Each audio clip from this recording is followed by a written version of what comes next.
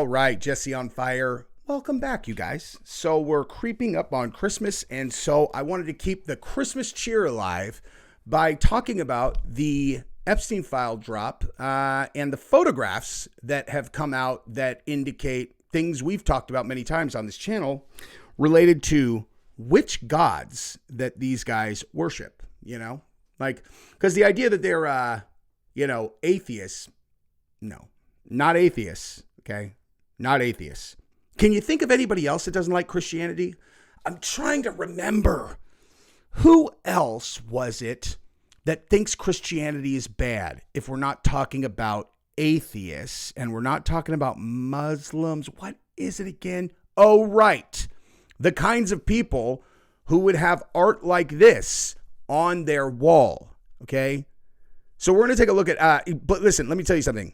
Blair White killed this video so hard that I decided, I'm like, you know what? I'm actually just going to play this, a little bit of it. You know what I mean? I don't like to steal people's entire content, but I like to react to it because, listen, I'm sure I'm going to send some people there. And also, I don't want to have to compile all of the pictures myself. And spoiler alert, okay, I found something, well, technically my investigator did, about Epstein that is going to... Okay, if the symbolism that Blair White's going to go through is not enough to convince you that these are 100% Satanists, okay? Like I'm not even like hiding the ball at all. Satanists. What I'm going to show you after we go through the Blair White section will convince you. I absolutely promise you that. All right, I changed my mind. We're going to go through this stuff first, okay? Because once you see this, right? Once you see the portion that I'm going to show you, there will be no questions about whether or not these people are exactly what they appear to be in the pictures. Even though the images are very, very compelling, they'll be much more compelling when you see this first, okay? This is going to be about a 10-minute section, and I encourage you to watch it before we get into all of the satanic images because this is unbelievable. Now, real quick before we get started, I have two things to say. A is if you guys would go ahead and subscribe to the channel like we generally handshake. I do content. It's not free. I just ask that you subscribe to the channel one time and then it's all free. That would be amazing. And if you could like this video, that would be great. Also, so to the people who maybe watched my video today and were upset that I was saying that guy, Mitch Snow, is a liar. I heard you and I want to just verify. I'm not attacking Candace. Like, I don't, you know what I mean? Like the people who are mad, like I'm not attacking Candace at all. I'm saying this guy is not real. And since I did the video, I'm telling you, I found out a lot more about this guy. This is not speculation anymore. Okay. When I did the video, I was looking at him like, yeah, right. And then the stuff that was in the video that Alex Jones put out, I'm like, you guys really think that the same person that did these podcasts is like a person who was in the cartel tunnels and was in witness protection? Like, does that sound, you know what I mean? Well, now I've verified all this stuff. Okay. So hold tight. It is going to be coming out very soon. I know it already. I'm not like, these are not like rumors. I know this. I know what's coming. Okay. So I love you guys. I love Candace. Don't be mad at me. I hate when my audience gets mad at me. I don't like it. I don't like when people are mad, but let's talk about demons. All right. So this is the portion that I promised you guys. Okay. We got to do a little bit of education first before we get into the, what the findings are. Okay. So the Ars Goetia, refers to the first book of the Lesser Key of Solomon, a 17th century grimoire detailing 72 demonic spirits, their sigils, and methods of summoning them for knowledge and power. These demons, often fallen angels, are depicted as powerful entities with specific ranks, kings, dukes, and the abilities influencing popular culture like Has-Been Hotel, demonology. Okay, so again, this is a book, a real book on occultism and demonology. Okay.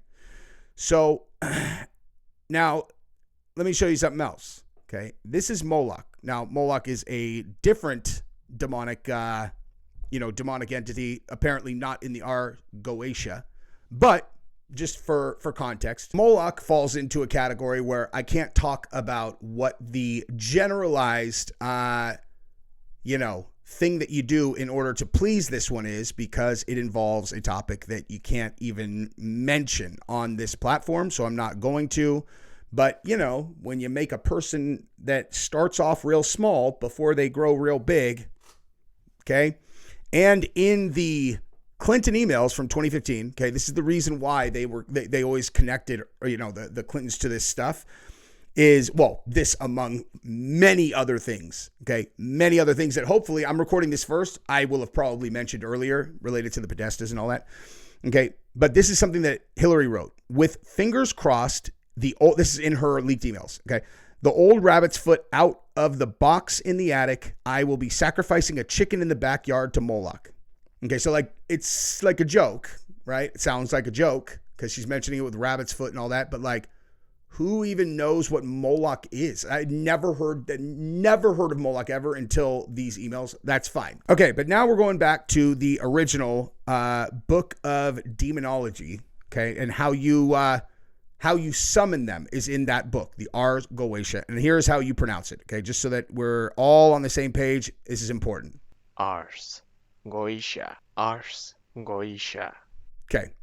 So now you know how to pronounce that word. Now let's learn a little bit about the demons, the 8 most powerful demons in the Ars Goetia explained. Okay, let's watch some of this. Listed in the opening section of the Lesser Key of Solomon. As a king of hell, he holds a higher rank and is said to command 66 legions of spirits. His name, often linked to the ancient Semitic deity Baal, suggests a transformation from a once worshipped god to a demonized figure in later demonological tradition. Hey, you guys remember the Balenciaga scandal?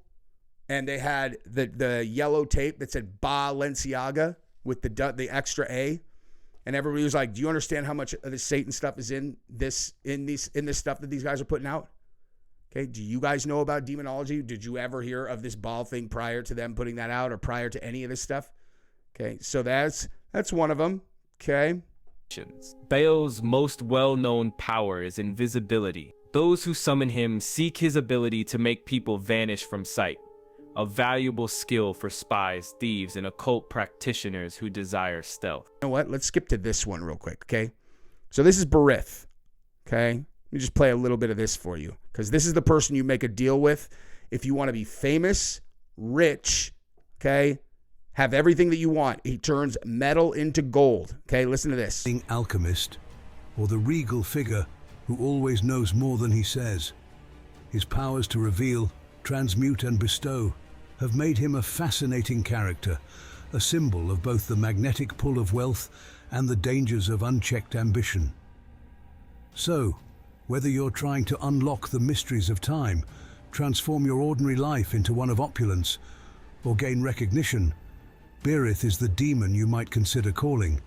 But remember, dealing with a Duke of Hell isn't like playing a game of cards. The stakes are sky high, and the costs might go beyond what you're willing or able to pay. Even gold, after all, can become a shackle if you're not careful. Let's journey through history to uncover Berith's various forms. As the 28th demon of the Ars Goetia and a Duke of Hell, Berith is no small fry in the demonic pecking. And he said Ars Goetia, whatever, like Ars Goetia. So you get a pretty good idea of the book's name. Order. His initial mention in the Lesser Key of Solomon casts him as a formidable force, capable of revealing the past, present, and future, turning ordinary substances into gold, and raising the lowly to positions of prominence. It's as if Berith carries a cosmic remote, with buttons for time, wealth, and status. But don't mistake him for a mere trickster. He's a prophet, an alchemist, and a promoter, all wrapped into one entity, able to turn the mundane into the magnificent. Yet remember this, Berith's gifts are double-edged swords. What he bestows, he can just as easily reclaim. Berith's skills are as expansive as they are impressive. He excels at reading the currents of time, making him a prized ally for those seeking a glimpse of what lies ahead. His prowess in divination is second to none, enabling him to foretell events and provide strategic insights. His alchemical abilities are equally unmatched. Imagine turning lead into gold with just a thought. But Berith's talents don't end there. He can also elevate individuals from obscurity to nobility, granting titles and reshaping destinies. As a Duke of Hell, Berith commands legions of spirits, ever ready to assist him in his pursuit of revelation, transformation, and elevation. His control over time, matter, and social hierarchy marks him as a pivotal figure in the realm of demonology, a being capable of unveiling secrets, altering reality, and rewriting the narrative of life. There you go. Okay. So this is the kind of thing that we're talking about in this book. Okay. So here is what we found. All right. Now, one more reminder about what this book is. Hang on. Marbus listed as the fifth spirit in the Ars Goetia. Ars Goetia. Okay.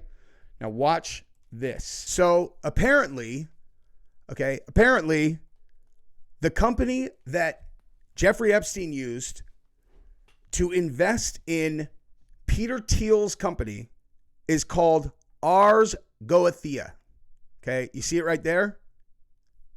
Ars Goetia LLC is not just an Epstein company. It is one of the most important private equity vehicles used to move money in Silicon Valley. Okay, in the September and December 2025 releases, it is confirmed as a primary entity Epstein used for his partnership with Peter Thiel. Here's the breakdown. Ownership and control. Ars Goetia LLC was controlled by Jeffrey Epstein through the offshore and USVI-based management structures in the EFTA, Epstein Files Transparency Act documents. It is listed as a client-controlled entity specifically linked to Epstein's primary accounts at JP Morgan and later at Deutsche Bank. The Thiel and Valor link in the ledger you are searching for, Argathia, is the name on the check. Okay, and it shows them transferring $25 million, then $15 million to Valor Ventures 2 and 3 or whatever. Okay, so again, the company that Epstein was using to make these investments is named after the ancient book of the 72 demons that you can summon in order to make deals with whoever you make deals with if you're a Satanist. And now we get to the Blair White section where she's going to be going through the images that were released in the Epstein files. Okay.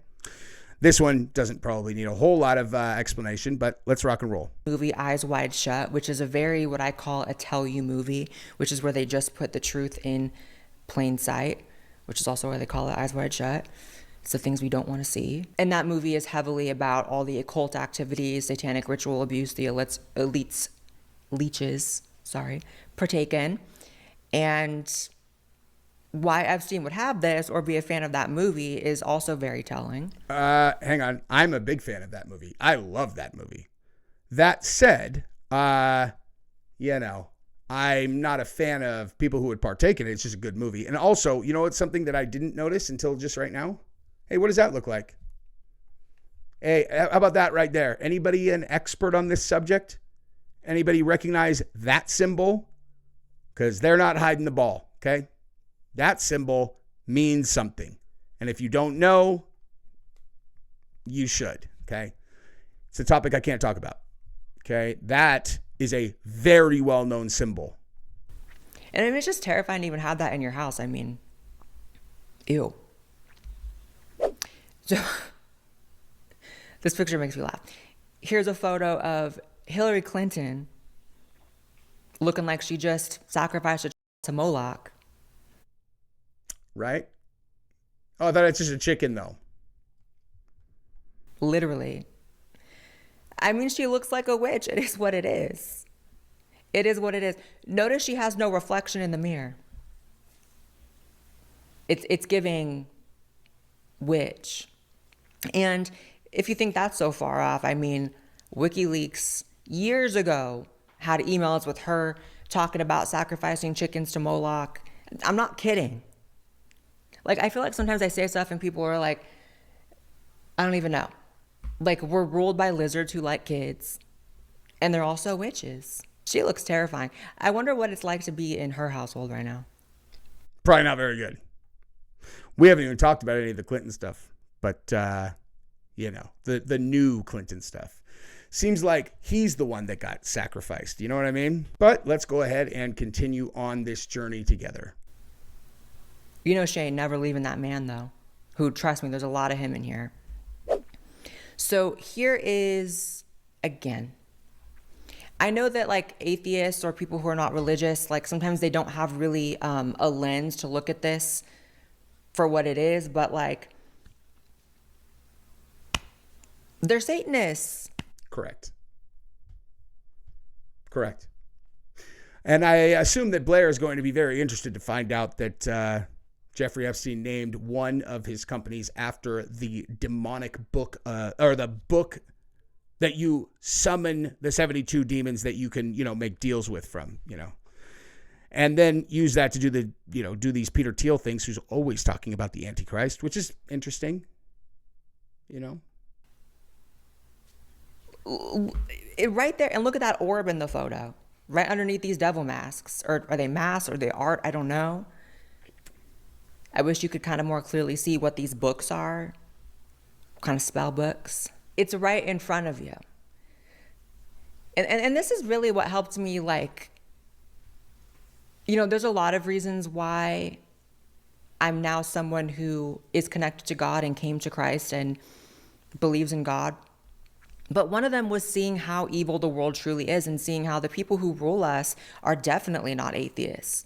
Like, if you think that just because they push godlessness and atheism in culture and in school, et cetera, that that's actually their true beliefs, far from it. Far from it, because a Satanist is not an atheist. Surely not. There's a reason why they all gather in Bohemian Grove and do their little rituals under the owl. They're surely not atheists. That orb kills me. Here's some spooky, I don't know what these are, look like African demon masks or something hanging on the wall. Like, these are the photos that people tend to ignore when they're looking through the things. Like, everyone wants to be like, oh, the Bill Clinton photos and the Bill Gates photos, which I'm going to get to those, trust me. But I saved these and put these in here because I'm like, it's important to grasp the psychology and the mindset of these people because they do rule over us. I mean, all the crimes for which there's evidence in these photos we're going to get to, like, this all happened 25, 30 years ago, and we're here just begging for them to tell us the truth about it now. And that is not something they can actually do. Like, we can't even have that, the truth, decades later. I am operating under the assumption that everyone is already aware that they redacted, like, every single thing in the files. Right? Just black pages and black photos. But this is from Epstein's house. I saw this in the New York Times a long time ago. Just like a bride that's hanging.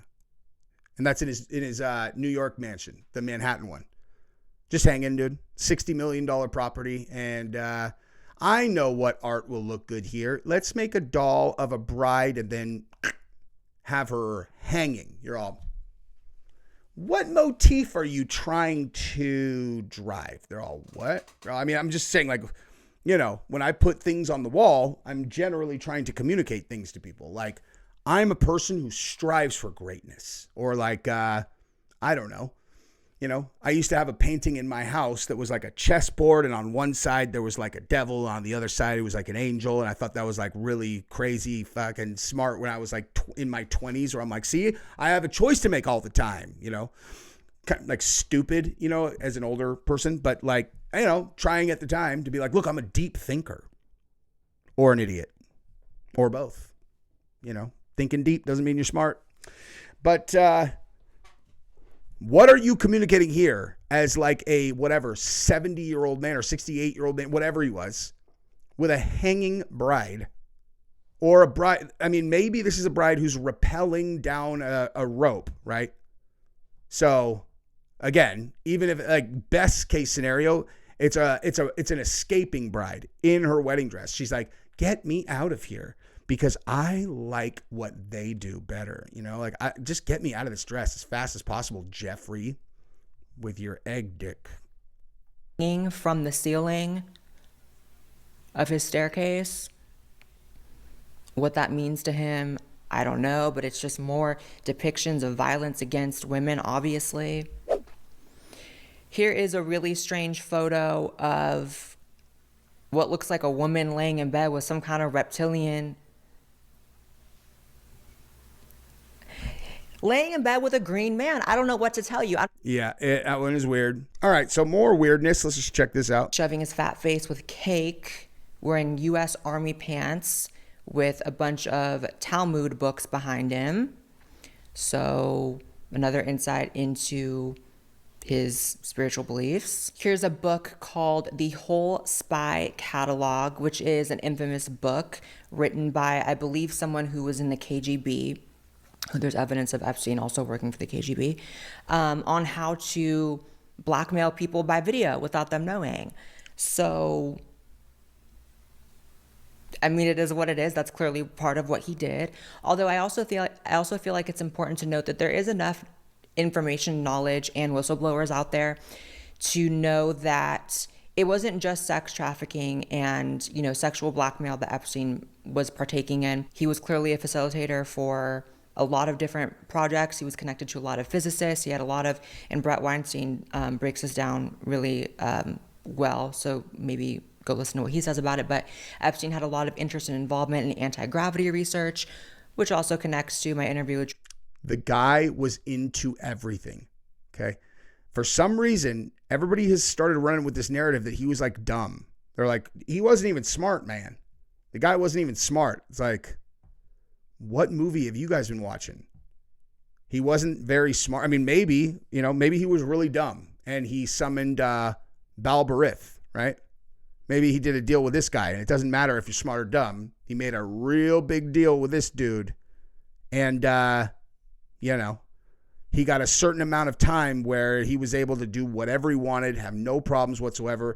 The end result with this guy is always that it comes back around, Like, I learned a lot about this guy today that I didn't get too in-depth about. But I've told this story before on this channel that I remember when this is probably 5 years before I had kids, and I was in a real bad spot financially. And I just had this random thought in my car. I can remember exactly where I was, dude. I remember like exactly where I was. And this is so long ago, dude. This is so long ago. I'm talking 15, 16, 17 years ago, right? And I remember thinking in my head, like, what would I do to be a billionaire? And I was like a famous billionaire. It's like, and it was like, would you sacrifice your firstborn kid? It's just like, I thought I was having a conversation with myself, and I was like, yeah, I think I would make that deal. I have no idea why I remember this. Okay. I have no idea. I remember exactly where I was. Exactly. And then when I had my first kid, this would have been 5 years later, I think. And at the time, things started coming together in a way where I had I had line of sight to being worth $1 billion. Like, line of sight. I had a company that was in a thriving space. I had a better solution. I had a TV show that was getting made about me. And it was like, when this show gets on, this is inevitable. Like, we're going to have hundreds of millions of dollars in free exposure. And my product is better than these guys. And these guys already have $1 billion valuations. Like, this is going to happen. And I just couldn't get the thought out of my head. It's like, did I make a real fucking deal? Like, did I really make this deal? And I remember being like, I take it back, dude. I take it back. I take it back. I take it back. I take it back. And it all fell apart, dude. It all fell apart. That's a 100% I'm telling you, I swear on my children's life, that's true. Every single thing that I just said is true. I can't make heads or tails of it. I've never been able to. Maybe it's just total happenstance and coincidence. Maybe. But, there's a lot of really rich, famous people who have lost kids, man. And this guy makes those kinds of deals, apparently. I didn't do any fucking ceremonies or anything, just a thought I had. Anyway, it's probably going to sound very weird to people, but nonetheless, okay? Nonetheless, let's take a look at this guy. Who's this? Victim's face has been redacted. Bill Gates just had dinner at the White House recently. I know he was on like The View and different talk shows earlier this year. So why? What? Who would have thought, dude? Bill Gates? No way. No way. I thought he was completely on the up and up, is what I thought. I assumed that he was on the up and up. I'm shocked by this development. Yeah. Said no one ever. You know, the guy who, developed all of those things that he, somehow pulled the strings of government across the globe and got everyone to mandate this stuff when they had no long-term. That guy was involved with this. Wow. Shocking. Said no one ever. There's Michael Jackson. This is the first time that I've actually believed that maybe Michael Jackson was doing whatever with the whatevers. You know what I mean? I've always been extremely skeptical of that story. Honestly, for the same reason I was skeptical of Mitch. I just don't believe those kids. Or, they're not kids. They're like the grown-ups. Like the people who did that documentary after he was gone, Wade Robson, and then the other guy who was a real estate agent. They came. I don't believe them, dude.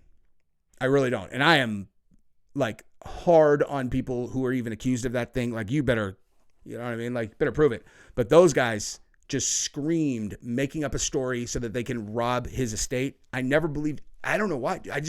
You know what it was, dude? It was when he did that response video where he was looking in the camera. I believed him, dude. I was like, man, this is like, I don't know, man. Like I fancy myself pretty good at picking him out. And that's when he first came out and did that. I was like, I don't know. I believe him, man. And then when they did their documentary later, especially since Wade Robson was the witness number one for Michael Jackson back then. And he was like, he's never done anything. And I watched him on the stand. You know, he was kind of young then, but he was like, I'm like, this kid's telling the truth. And then later he's all, yeah, now I have to tell the truth. And my eyes and face are doing this totally different thing that they didn't do before. And for some reason, the human lie detector, Jesse on Fire, is his buzzer's going off, you know. But yeah, there's Bill with the guy playing him in House of Cards. So there's that. We've probably been going long enough. I love you guys. Subscribe to the channel. Ring the bell. Bye-bye.